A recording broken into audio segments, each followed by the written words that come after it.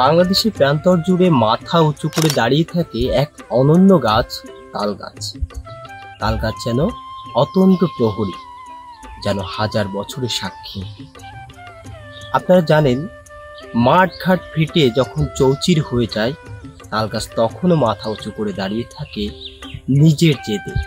গরমে যখন মানুষ অতিষ্ঠ হয়ে যায়, তখন তাল গাছ আমাদের উপহার দেয় সুস্বাদু তালের রস, যা থেকে তৈরি হয় তালের শরবত, তালের গুড়, এছাড়াও অনেক মুখরোচক খাবার। তাল গাছ শুধু খাবার দেয় না, তাল গাছ যেন মিশে আছে আমাদের সংস্কৃতিতে। মাঠের ধারে, নদীর তীরে অথবা খোলা মাঠে তাল গাছ যেন আমাদের সৌন্দর্যের প্রতীক। তাল গাছ দিয়ে তৈরি হয় বিভিন্ন উপকরণ, যেমন তাল গাছের পাতা দিয়ে তৈরি হয় তালের পাখা। তালের ফল যখন কাঁচা থাকে সে অবস্থাতে আমরা কিন্তু তালের শ্বাস খাই।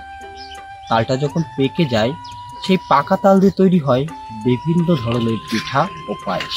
তালের আটিটা যখন আমরা ফেলে দিই, কয়েক মাসের ব্যবধানে তার ভেতরে তৈরি হয় সুস্বাদু একটি শ্বাস, যেটা খেতেও অত্যন্ত মজা। তাল গাছ দিয়ে বইয়ের পৃষ্ঠা তৈরি হয়, তাল গাছ কেটে ডোঙা তৈরি হয়।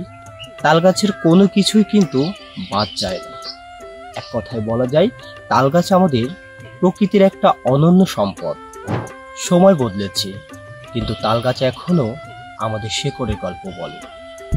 তাল গাছ আমাদের ধৈর্য, সহনশীলতা ও স্থিতিশীলতার গল্প বলে।